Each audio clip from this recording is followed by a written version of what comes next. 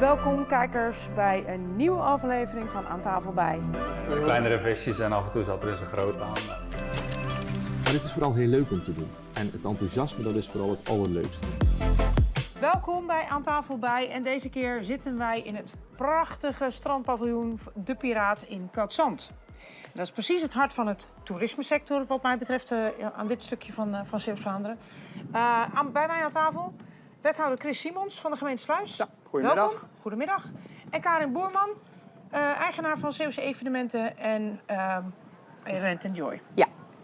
De verhuurtak daarvan. Ja. Allebei welkom. Welkom. Hoe gaat het eigenlijk met het toeristenseizoen, met het aankomende toeristenseizoen hier in West-Zeeuws-Vlaanderen? Nou, als we de afgelopen weken kunnen kijken, met het weer en de drukte die er al is, is dit een heel verschil met vorig jaar. Ja. Ja.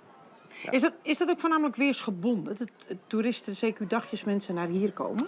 Zeker met dagjesmensen. Ja. Zodra er aangegeven wordt, het is goed weer, temperatuur gaat omhoog, het blijft droog. Dan zie je dagjesmensen vanuit België zie je gewoon hier naar de kust komen. Ja. Ja. Ja. Ja. Ja. Merk jij dat in je bedrijf ook al? Ja, ik merk dat zeker. Zeker bij Rent & Joy merk ik dat heel goed. Geven ze mooi weer af, dan komen de boekingen online binnen. Wordt er gebeld, wordt er gemaild. Geven ze slecht weer af, wordt er ook veel gebeld en gemaild. maar dan... om het af te zeggen. Dus dat is wel jammer. Dus het is zeker heel erg weersgebonden of mensen een dagje naar Zeeuws-Vlaanderen komen. Nu is er in de afgelopen jaren... er zijn natuurlijk plannen geweest en gemaakt en die blijven er natuurlijk. Is er hier, zeker hier in Cadzand, natuurlijk al heel wat veranderd. Ik ga niet discussiëren of dat goed of slecht is. Nee. Je hebt natuurlijk een locatie. En ik ga er dan ook vanuit dat dit hier natuurlijk gekomen is... om er natuurlijk nog meer verblijfsplekken te kunnen creëren voor mensen. Ja, er is hier voor Cadzand Bad gekozen voor deze uitbreiding. Dat is ook alleen Cadzand Bad. Ja. Daar zijn we nu aan het afronden, zeg maar in de eerste fase. En daarna gaan we ook met de inwoners gaan bekijken naar de tweede fase. Ja. En dat zal geen hoogbouw meer zijn, maar dat zal meer laagbouw zijn. En een overgang naar het Cadzanddorp. Ja. Gaat dat dan ook nog... zijn er dan ook al plannen, want Cadzand is natuurlijk een van de toeristentrekkende plaatsen, zeg maar. Ja. Maar Nieuwvliet is dat natuurlijk ook. Breskens is dat ook, natuurlijk een beetje gesitueerd langs de kust. Gaat dat dan voor Nieuwvliet en voor Breskens ook nog gebeuren? Voor Nieuwvliet niet. Nieuwvliet investeren we wel dadelijk ook in de boulevard, zoals dat hier ook is. Maar niet in hoogbouw. Dat hebben we hier echt afgebakend. Daar is, in Zeeland hebben we daar de kustvisie voor. Daar zijn een aantal initiatieven die ze kunnen realiseren. Maar daarna is de uitbreiding daarvan op slot. Ja. Breskens komen nog wel in de haven natuurlijk, appartementencomplexen. Ja. Ja. Maar dat is gedeeltelijk ook natuurlijk gewoon bewoning. Gewoon vaste bewoning. Vaste bewoning. Ja. Ja. Hoe maak je deze regio nou aantrekkelijk voor toeristen? Kijk om je heen. De rust die er toch is, het uitgestrekte platteland, prachtige landbouwbedrijven, maar de kust. De kust waar de scheepvaart langs vaart, Ja. De kust waar nu weer veel zand is, want ja, die moeten we ook beschermen, de kust. Die zorgt ervoor, je ziet hoe druk het hier al is en dan is het nog maar begin april. Ja, dat klopt. Als ik op vakantie ga, dan heb ik zo mijn wensen om op vakantie te gaan. Maar ik ben misschien niet een goed voorbeeld voor een ander, zeg maar. Voor iemand die uit België komt, iemand die uit Duitsland komt... of elders uit Nederland natuurlijk vandaan komt. Want ja, ik ben gewoon een inwoner hier in deze regio. Dus voor mij is wat we hier hebben eigenlijk gewoon betrekkelijk normaal. Want als we zin hebben, en ook al waait het met windkrachten heel veel... dan ga je nog wel eens naar de kust om... gewoon hier ervan te kunnen genieten. Ik denk dat we dat allemaal doen. Ja. En daar moeten we ook van blijven genieten en blijven kunnen genieten. Ondanks dat het in de zomer heel druk is, moeten we in alle seizoenen gewoon ook als inwoners van onze sterke kanten ook zelf blijven genieten. Daarom zie je ook dat er heel veel dagjesmensen en bestedingen, niet alleen van dagjesmensen, ook maar voor onze eigen inwoners zijn. Ja. Die toch ook genieten van dit mooie gebied. Ja. Nu kan de gemeente een goede visie hebben. Daar is niks mis mee. Hoe kijk jij er nou tegenaan, Karin? Wat Zeeuws-Vlaanderen nodig heeft om toeristen te blijven trekken? Wat al gezegd is, mooi weer, strand, de polders. Nou, mooi weer hebben we niet die zijn er. Maar inderdaad, mooi weer is niet een heel jaar. Wat meer slecht weervoorzieningen zouden welkom zijn, denk ik. Of dat direct bij de gemeente ligt om dat Dat zeg ik niet, maar... te ja. doen. Maar ik denk dat er ook wel ondernemers zouden kunnen zijn die daarin zouden kunnen stappen. Om toch ook slecht weervoorzieningen te hebben voor kinderen, maar zeker ook voor volwassenen. Ja. Ja. Ja, want wat er nu is aan slecht weervoorziening is voornamelijk gericht op de kleinere Op kleinere kinderen, ja. wat mij Kleinere betreft. kinderen, ja. Maar goed, als hier natuurlijk tieners en wat jongere mensen komen, is dat natuurlijk een lastiger iets. Alhoewel, als je natuurlijk een rijbewijs hebt, zou je natuurlijk wat makkelijker naar bijvoorbeeld een Brugge of een Gent kunnen of een Knokke of wat dan ook. Ja. Ja, ik denk ook dat toeristen die in deze streek komen ook sowieso voor het strand komen. Maar ik denk dat heel veel toeristen ook wel één dag naar Brugge of naar Knokke rijden om daar ook even te kijken. Eigenlijk maakt dat West-Vlaanderen toch wel tot een uniek gebied.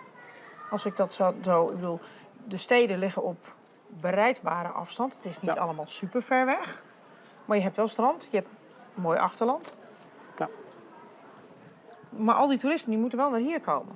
Daar is natuurlijk in de afgelopen jaren wel heel veel in geïnvesteerd. In de aanrijroute, denk ik. Ja, en er zijn nog wel wat knelpunten. Hè.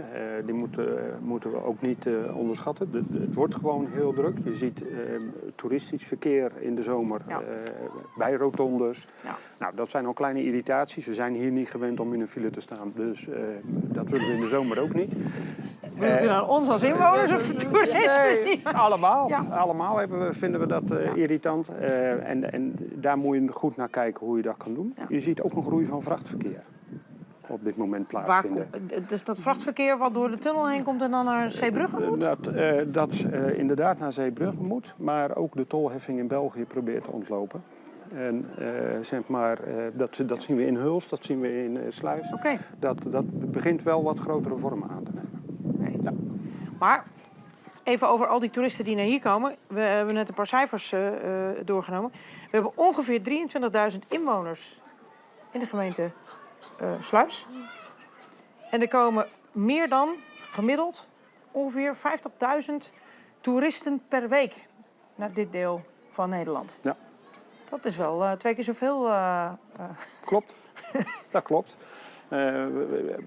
Wat ze berekend hebben is dat er ongeveer 4,7 miljoen overnachtingen zijn. Dat zijn de mensen die hier blijven, die rijden 4,7 miljoen. per jaar. Behoorlijk. En daarnaast zijn er ook meer dan 2 miljoen mensen die op een dag komen. Dus dagjesmensen op jaarbasis. Dat zijn enorme aantallen. Ja. Dat zie je de aantrekkelijkheid van de kust, van dit gebied en het achterland.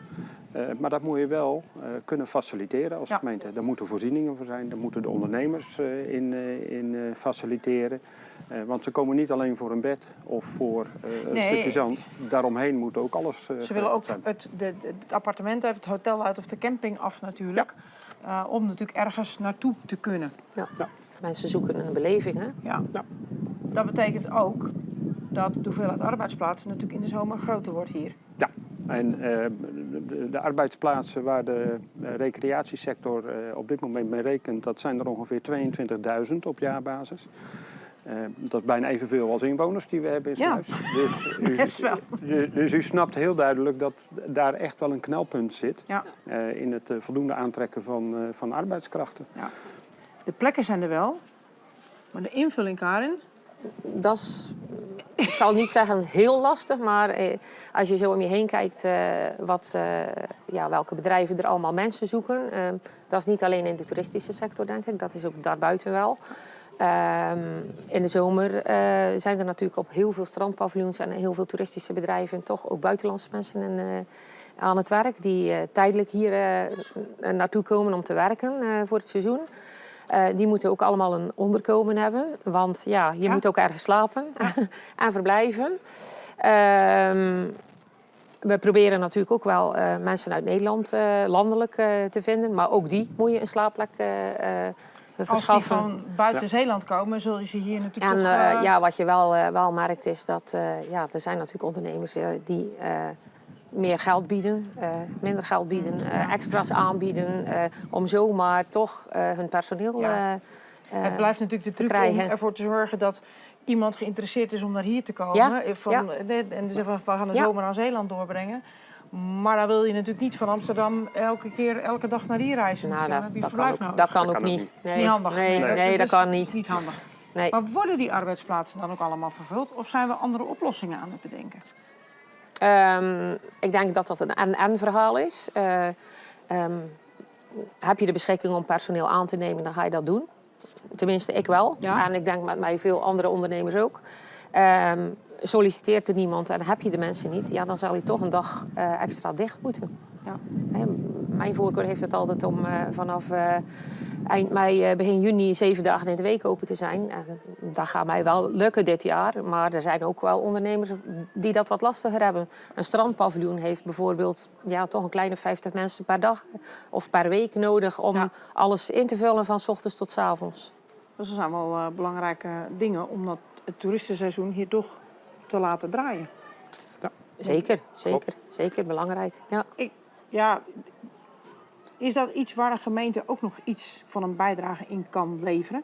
Het is natuurlijk geen zorg van de gemeente natuurlijk, maar Nee, het is wel een zorg. Ja. Want we hebben ook nog mensen die wat groter afstand tot de arbeidsmarkt hebben. Daar zijn wij als gemeente wel verantwoordelijk voor. Ja. En wij proberen met ondernemers, met arbeidsmarkten noemen ze dat, proberen we de ondernemers in contact te brengen met die mensen. Die kunnen niet alles, maar die kunnen altijd helpen. Die kunnen een bepaalde deel van het werk doen. Ja. Daarnaast hebben we best een grote groep mensen uit Oekraïne die we tijdelijk opvangen. Deze mensen willen allemaal werken. Zitten natuurlijk met een taalprobleem. Dus daar helpen we mee om dat te doen. En we zien daar hele goede resultaten in. Het is misschien iets meer dan een druppel op een gloeiende plaat. Maar we proberen daar met de ondernemers gewoon wel te helpen. Wel, denk ik. Het helpt zeker wel. En het is ook niet zo dat alle Oekraïners geen Engels kunnen. Er zijn er ook zat bij die wel al inmiddels heel goed Engels kunnen. En dan ook wel een betere werk kunnen doen dan alleen maar afwassen en schoonmaken. En dat zie je wel heel erg gebeuren nu. Maar dan gaan we natuurlijk communiceren. We zijn natuurlijk hier in Nederland. Dat vind ik niet erg. En ik ben ook niet. Ik communiceer hier natuurlijk ook liever in het Nederlands, maar in het Engels, dat vind ik ook niet zo'n probleem. Nee. Maar zijn er nu toeristengroepen die daar wel een probleem mee hebben?